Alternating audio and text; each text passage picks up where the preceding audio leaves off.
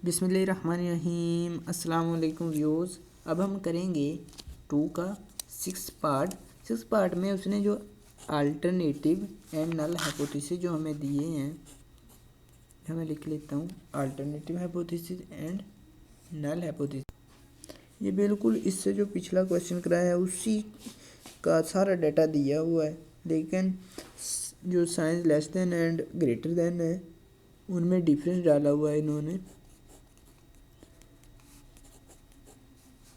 ये है हमारे पास less than or equal to 99.2 and ये वाला है ग्रेटर देन 99.2। अब नेक्स्ट हमें उसने दे दी है लेवल ऑफ सिग्निफिकेंस।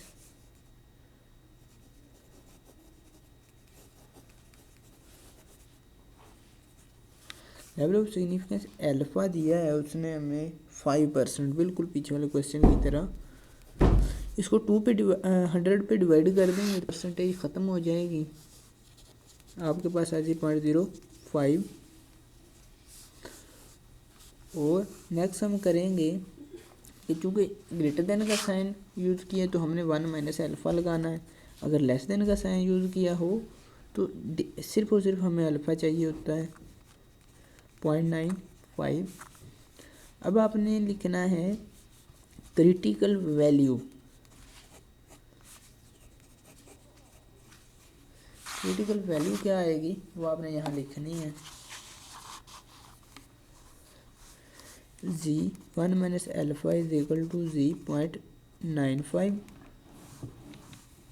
ठीक है 0.95 की रो में देखना हो 0 वाले कॉलम में आपको वैल्यू मिलेगी 1.6499।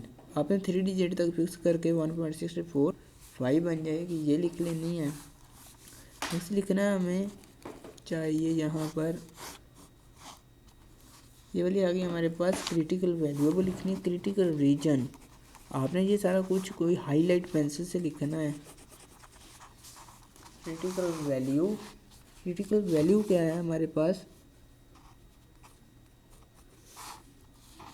ये आपने यहाँ लिखनी है। सॉरी क्रिटिकल वैल्यू तो लिख दी, क्रिटिकल रीजन लिखना है यहाँ पर हम लोगों ने। क्रिटिकल रीजन कुछ इस तरह से आपने लिखना है जी, और सहारा लेना हमने अल्टरनेटिव हाइपोथेसिस का ग्रेटर देन जी 1 माइनस अल्फ़ा, या आप लिख सकते हैं 1.645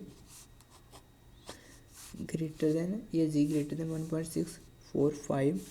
और हम साथ लिखेंगे यहाँ पर डिसीजन रूल, ठीक है।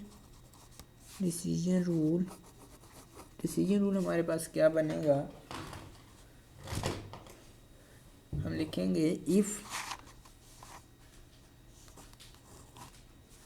जी ग्रेटर देन, यही वाला जो क्रिटिकल रीजन लिखी थी 1.645, we shall reject H naught otherwise we do not reject. ये हमने स्टेटमेंट लिखनी है डिसीजन रूल में, ठीक है।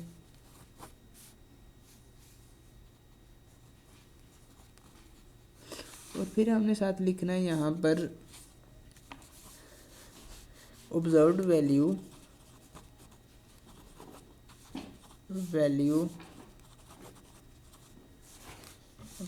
कैसे लिखनी है, G is equal to X bar minus mu naught divide by S hat and divide by N square root.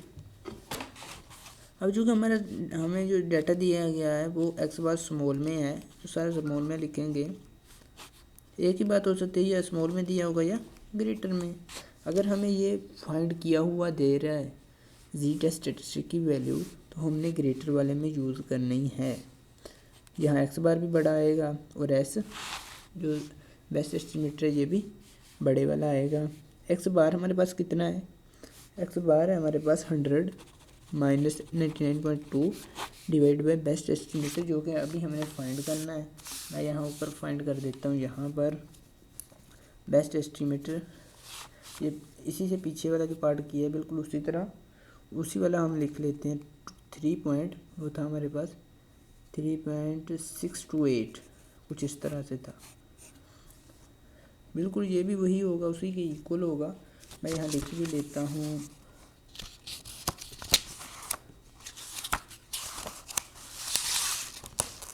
ये देखिए ये वाला आएगा हमारे पास 3.62, ठीक है। ये आपने इसी तरह लिख लेना है या इसी तरह निकाल लेना अगर आपने वो वाला देखा हुआ है मेरा पार्ट 2 का 5th पार्ट। अब नेक्स्ट हमारे पास है इसकी वैल्यू कितनी आती है, यहाँ लिखते हैं सबसे पहले 3.628 divide by N square root. N हमारे पास था 100, सॉरी एन था 65, और ये वैल्यू हमें पहले भी जितनी आई थी अब भी वही आएगी 6 पार्ट में। ये आप करके देख लें, माइनस इस तरह से करेंगे तो वो पास आएगी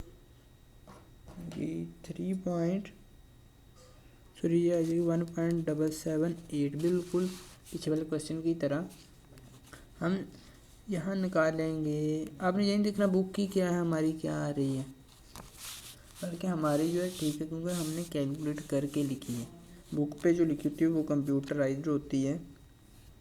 ये तो आगे हमारे पास जी इज इक्वल टू 1.778।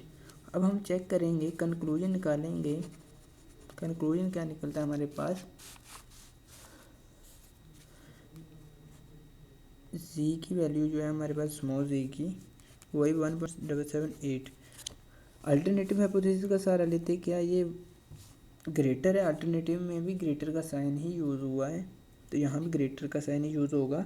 क्या ग्रेटर है ये 1.645 से, तो हम लिखेंगे जी हाँ ये ग्रेटर है। सो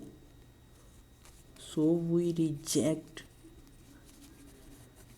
H naught in favour of